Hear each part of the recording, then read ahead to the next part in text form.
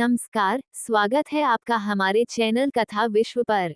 आज की कथा है लाक्षागृह की घटना। महाभारत के युग में जहां भाई भाई के बीच सत्ता और अधिकार के लिए संघर्ष चल रहा था, पांडवों के जीवन में कई कठिन चुनौतियां आईं।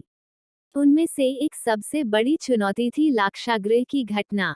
यह वह समय था जब कौरवों ने पांडवों को धोखे से नष्ट करने की घातक योजना बनाई।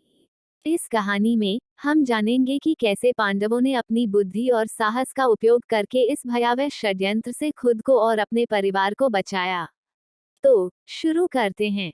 धृतराष्ट्र की योजना। धृतराष्ट्र, जो अपने पुत्र दुर्योधन का पक्ष लेता था, पांडवों को हस्तिनापुर से दूर भेजने के बहाने एक योजना बनाता है। वह पांडवों को वारणावत के नगर में एक भव्य महल में ठहरने के लिए कहता है। लाक्षागृह का निर्माण। दुर्योधन और शकुनी पांडवों को खत्म करने की योजना बनाते हैं। वे वारणावत में एक महल बनवाते हैं, जो बाहर से तो अत्यंत सुंदर और भव्य प्रतीत होता है, लेकिन अंदर से वह लाख मोम और अन्य ज्वलनशील पदार्थों से बना होता है। उनकी योजना यह थी कि एक रात जब पांडव महल में सो रहे होंगे, तो उसमें आग लगाकर उन्हें जला दिया जाए। विदुर की चेतावनी। विदुर, जो पांडवों के प्रति समर्पित और न्यायप्रिय थे, उन्हें इस षड्यंत्र की भनक लग जाती है। वो गुप्त रूप से पांडवों को संकेत देते हैं कि वे इस महल में सतर्क रहें और अपनी सुरक्षा के लिए तैयारी करें। पांडवों की तैयारी। युधिष्ठिर, जो बुद्धिमान और सावधान थे, अपने भाइयों और माता कुंती को इस खतरे से अवगत कराते हैं।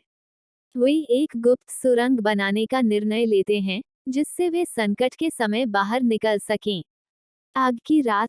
एक दिन दुर्योधन और शकुनी महल में आग लगाने की योजना बनाते हैं। रात को जब पांडव महल में थे, तो वहां आग लगा दी जाती है। लेकिन पांडव पहले से ही सतर्क थे। वे सुरंग का प्रयोग करके महल से सुरक्षित बाहर निकल आते हैं।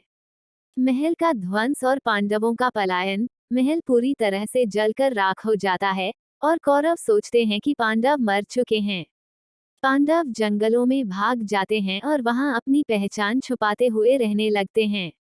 मित्रों, लाक्षागृह की घटना पांडवों के धैर्य, विवेक और संकट से निपटने की क्षमता का प्रमाण है। यह घटना महाभारत की कथा में एक महत्वपूर्ण मोड़ का प्रतीक है। अगर आपको यह कहानी पसंद आई हो, तो कृपया वीडियो को लाइक, सब्सक्राइब, कमेंट करें और हमें बताएं कि कहानी कैसी लगी। अगले वीडियो एपिसोड में हम महाभारत की एक और महत्वपूर्ण कहानी लाएंगे। धन्यवाद।